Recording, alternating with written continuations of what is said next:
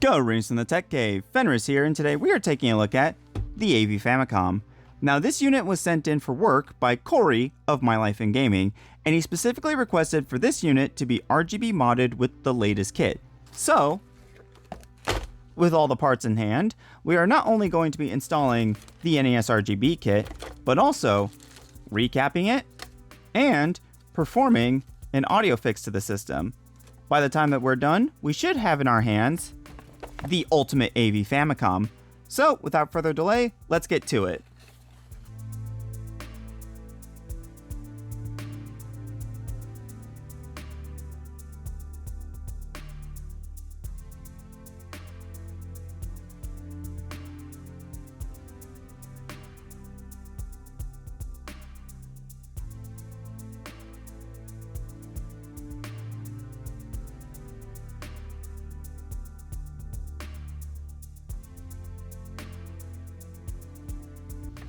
So the first order of business here will be to recap the system and replace the 7805 with the 78S05. Luckily, the AV Famicom doesn't have many caps to swap out, and we're going to be leaving out two of them because they won't be necessary anymore.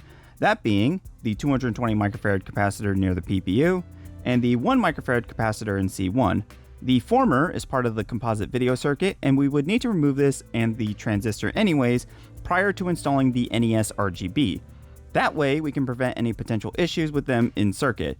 The latter, on the other hand, is part of the audio fix, as that and a few other components will need to be removed to disable the onboard audio circuit. So, without further delay, let's get to it.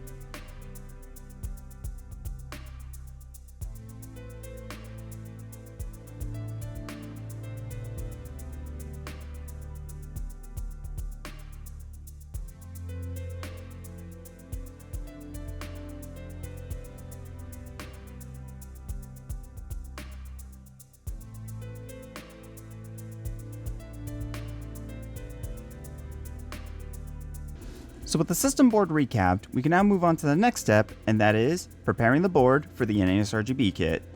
So the first order of business is going to be to desolder several components on the main board.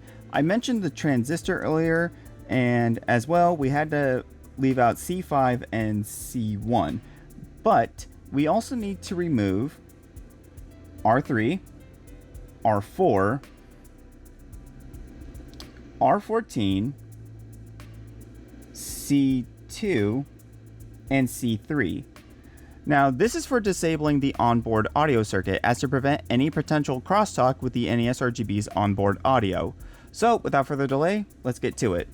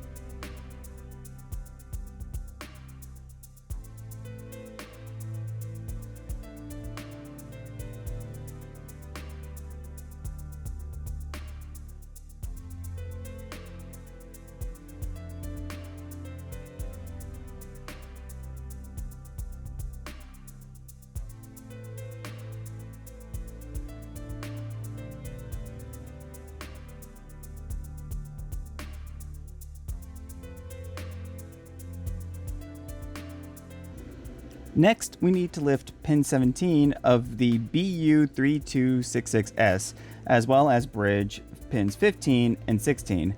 This is a custom PIO chip that is found on the AV Famicom, as well as the rare JIO and even rarer AV NES toploader revisions, and it basically replaces the two controller ICs found in earlier systems. It also has a built-in audio inverter, which is what we are disabling from this chip. As for bridging pins 15 and 16, pin 15 is an audio input, which goes unused. So to keep it from floating, we are tying it to pin 16, which is a ground pin. So without further delay, let's get to it.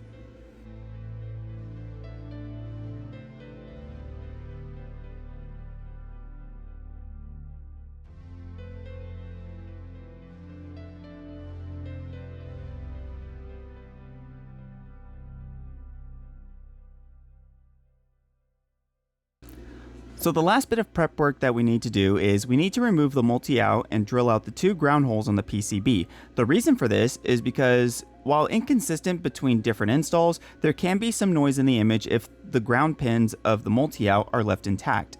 So in order to solve this, we need to isolate the ground pins from the multi-out and run a separate ground wire from the NES RGB to these two pins. So without further delay, let's get to it.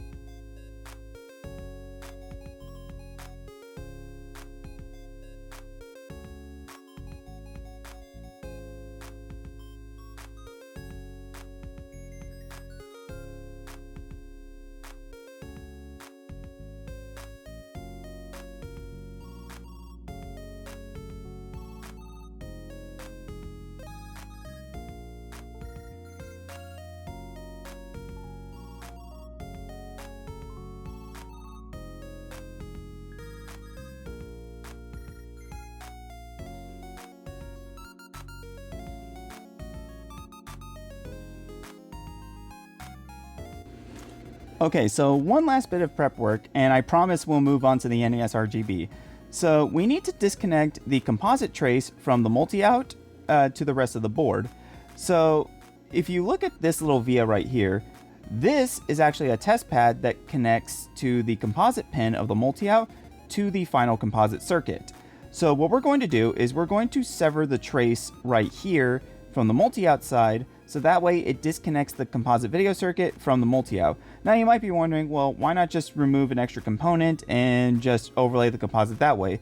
Well, the reason why is because with composite going from the NES RGB to the multi-out, you still have this really long trace that acts as an antenna, so it could potentially pick up some extra noise along the way. So it's just better to cut the trace right here, so that way you have as short of an extra trace as possible. So I'm just going to go ahead, grab my X-Acto knife, cut the trace, and move on to the next step.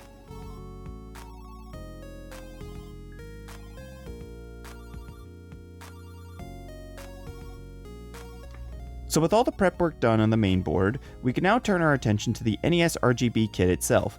Now, as shown here, we will need to remove a few components from the audio side of the NES RGB, as well as replace 4 of them with new components and bridge 3 of them.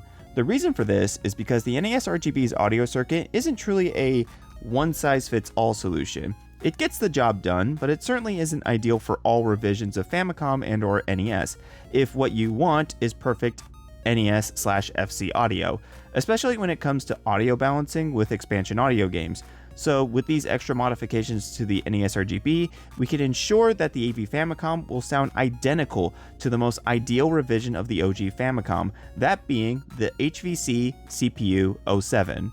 So without further delay, let's get to it.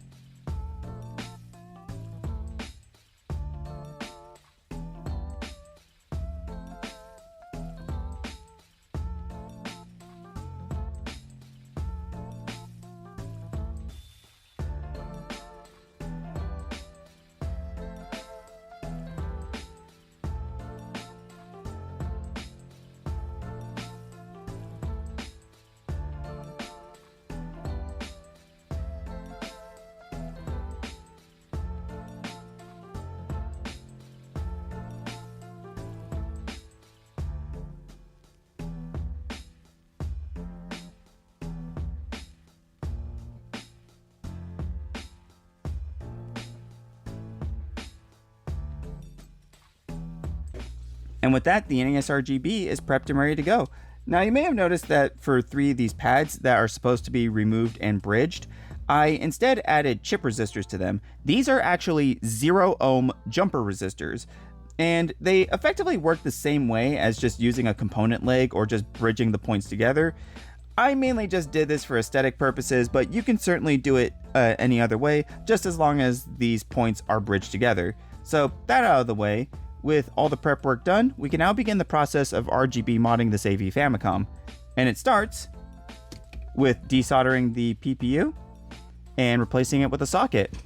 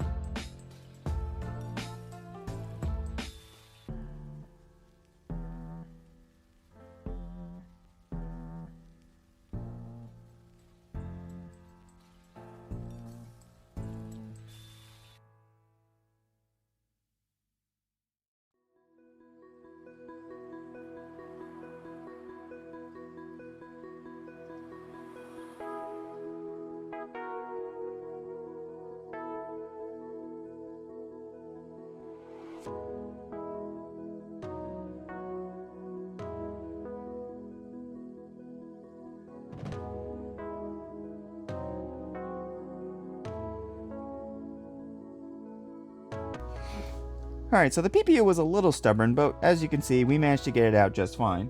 So with that out of the way, we can now move on to the next step, which is we're going to be installing the adapter PCB by first attaching our machine headers to the socket and laying the adapter PCB on top of it.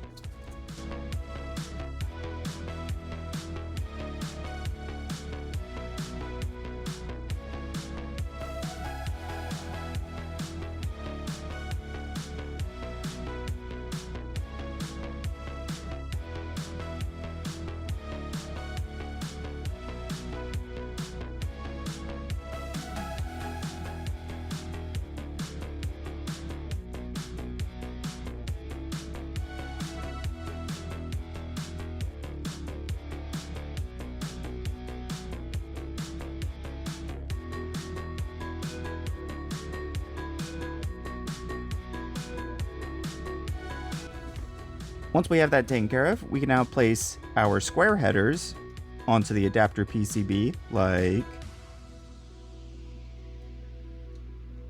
so. We can then take our NES RGB and overlay it like so.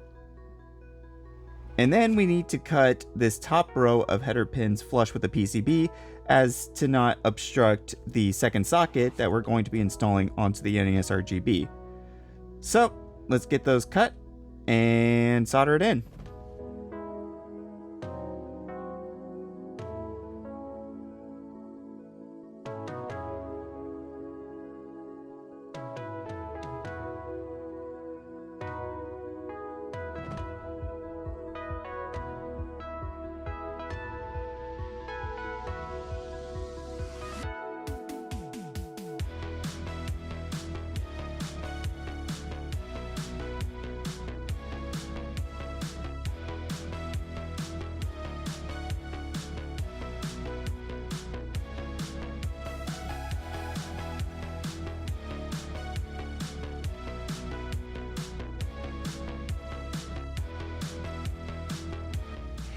So after that, we just solder our second socket on top of it, solder the NES RGB to the adapter PCB, and finish it off by installing the PPU to the NES RGB.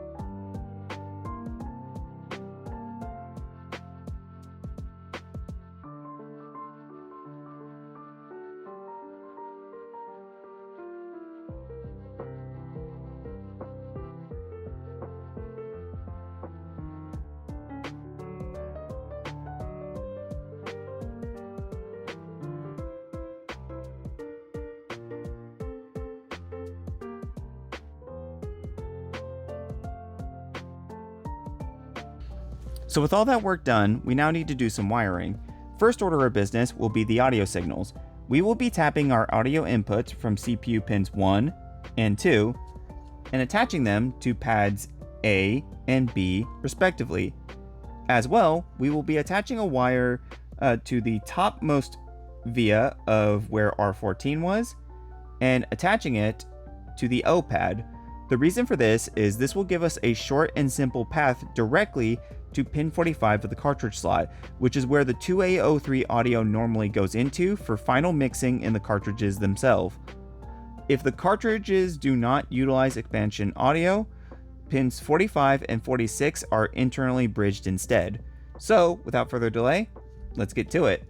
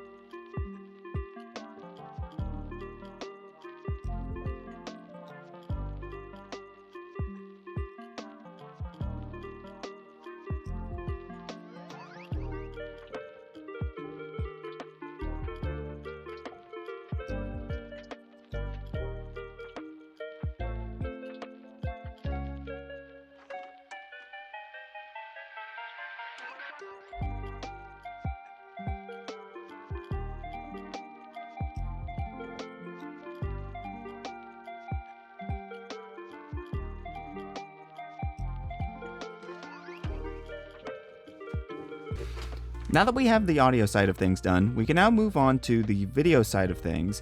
We are simply going to run some nice 26 AUG ribbon wire from these pads here all the way to the multi-out. As to how it will be wired, on screen now is a pinout for all of our signals. Now, I am aware that there is an easier FFC mod for the NES RGB designed by Voltar that does result in a cleaner install. But I forgot to link that to Corey prior to him purchasing parts, so we are going to do it the old-fashioned way. So without further delay, let's get to it.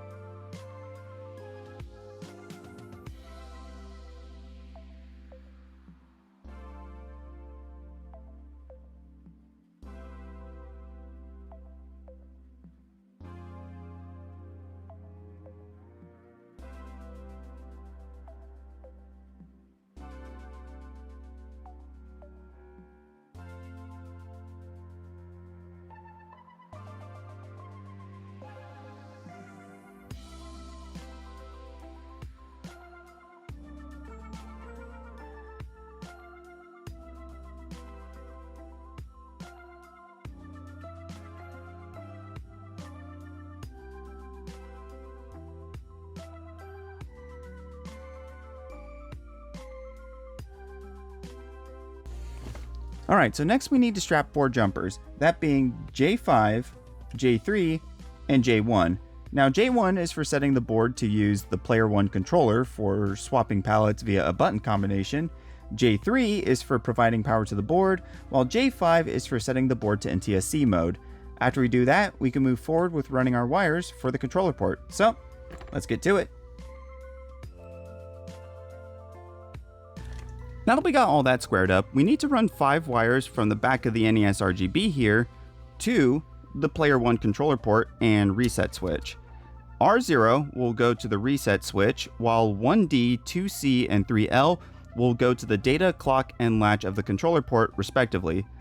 The 5th wire will be ground, which will also be attached to the reset switch. Also, while we are down here, we will be running 2 wires from the expansion port to the player 2 controller port. These pads are D3 and D4, which are necessary to enable zapper support on the AV Famicom, and will be wired as shown on the diagram here. It may not be entirely necessary, but you never know if Corey may or may not want to indulge on a couple of rounds of Duck Hunt. So, without further delay, let's get to it.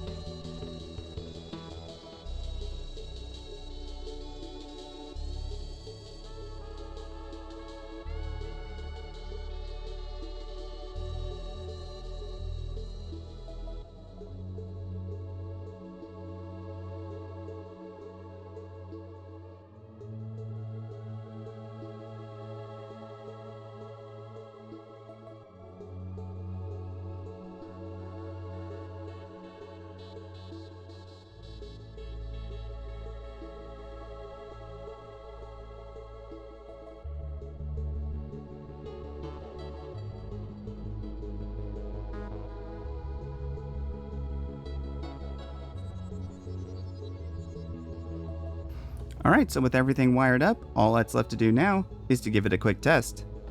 Objection! Okay, so I made a couple of mistakes when installing the controller wires to the NES RGB. So first of all, I had it routed to the side here, which didn't seem like a problem at first until I realized that when you route it like this, it ends up hitting this little wall on the bottom shell.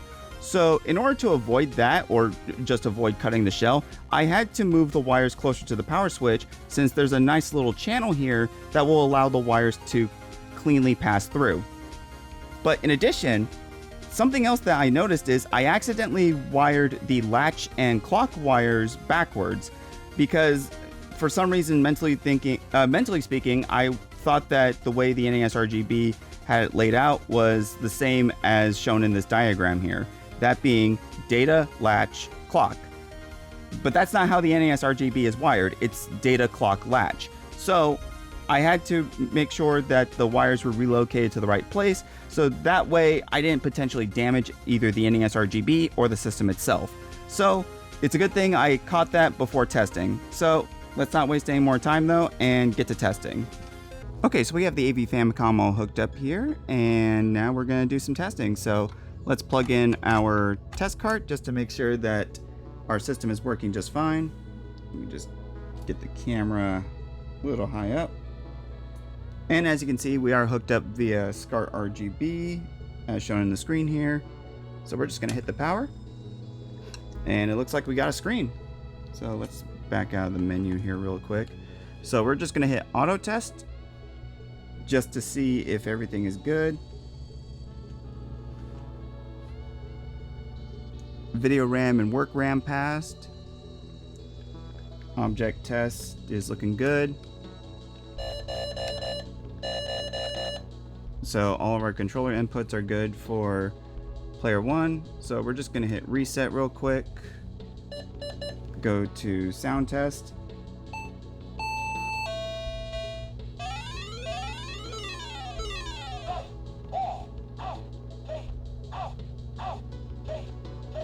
And that sounds good.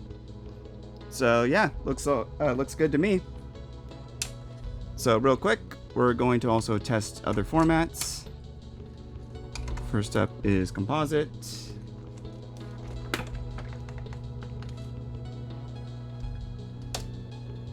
We got composite. Scroll down to S-Video, which S-Video won't have sound because currently composite is using the same jacks for sound.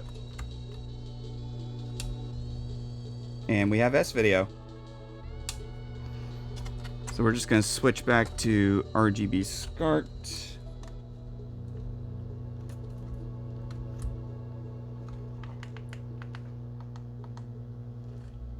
Take out our test cart. And we're going to do some tests. So first we got to do some Akumajo Densetsu. See if we got the expansion audio all good.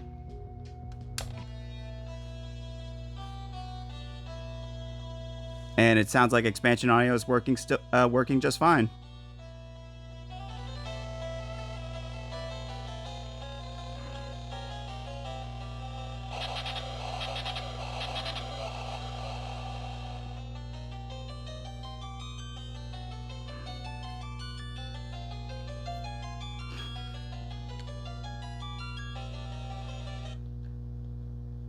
So let's actually get into the game.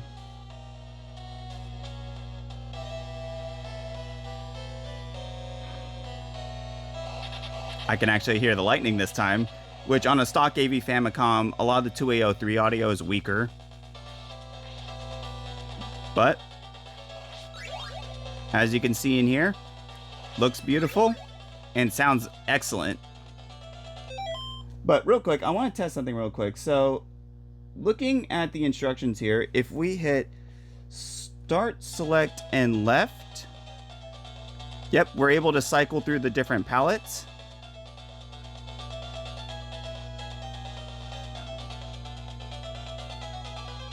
And if we do start, select, right,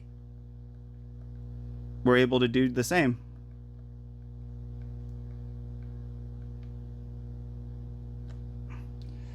Let's see, so now if you do start, select, right, and hold for 2 seconds, it will switch back to the default palette. And if you do start, select, A, B,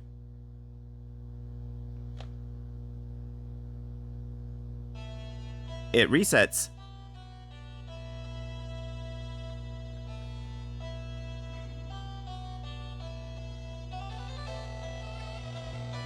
All right, so we've confirmed that the NES RGB works as well as the audio. But you know what? Let's throw in a couple of fun tests. Take this out. So first, I have a new device here called the Fami-Boy. So this is a Game Boy to Famicom adapter that I got off AliExpress. So let's see how this works with NES RGB. Actually, wait a minute. It's supposed to be backwards. Sorry. I adapted it like you would the Super Game Boy, but I have to remember notch side is front. So we're going to plug in the Fami-Boy. And let's see what I got to test with.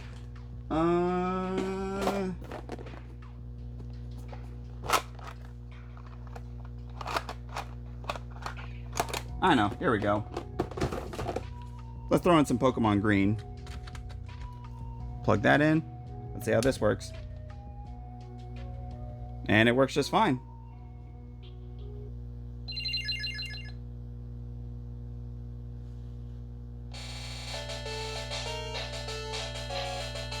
Now if I do select an up,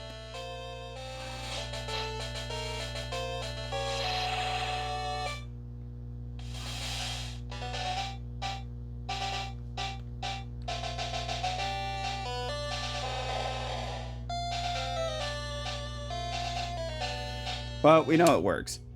So, Fami-Boy's good. And of course, we can't end a testing without some Kamen Rider. So, plug in some Kamen Rider Club. And it works just fine.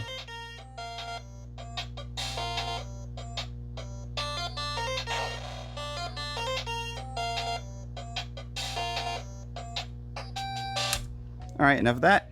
So, we've confirmed that the system does work. So, all that's left to do now is to button it back up. Actually, there's one more thing that I would like to take care of before reassembling the system, and that is I would like to install a power LED to it. And the way we're going to accomplish that is we're going to tap 5 volts in ground from the NES RGB itself, attach a 100 ohm resistor to the 5 volt pad, which is required for the LED, and we're going to mount it onto the little divot here underneath the power switch. And as you can see, it is the perfect diameter for a 3mm LED. So let's not waste any time and get to it.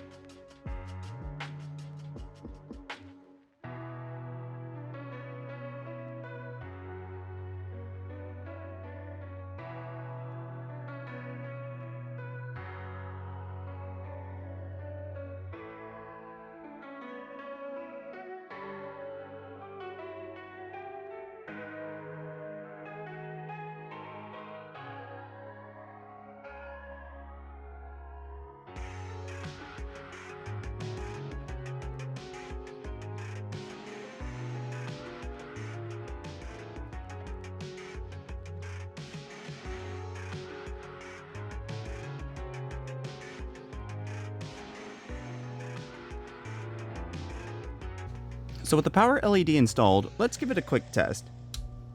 And as we can see, the LED does work.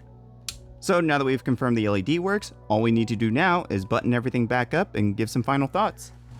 Actually, one more thing before we button everything back up. So if you want to keep your bottom shielding, which isn't really necessary for the functionality of this system, but if you really want to keep it, what I would suggest that you do is you cut this little bit off right here. So simply put, just take some side snips and just clip.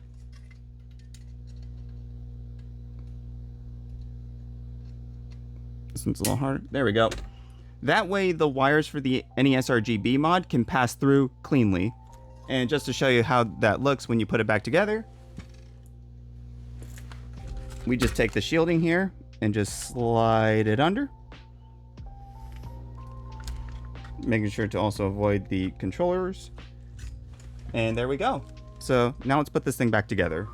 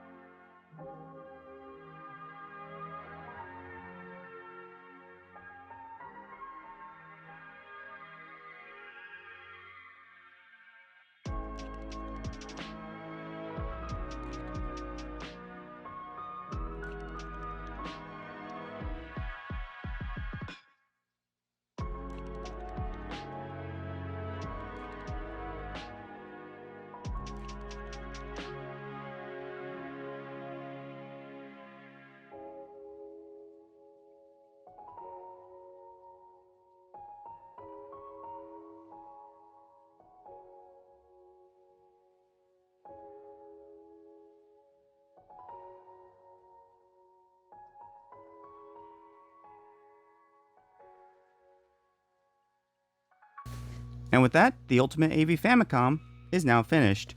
We got the system fully recapped, the regulator upgraded, the NES RGB installed with the proper audio balance fix applied, as well as the LED and zapper mods applied. Hopefully Corey will get as much enjoyment out of this system as I did modding it. Now if you liked what you saw, feel free to like, comment, and subscribe, and as always, until the blue moon rises, I'll see you next time.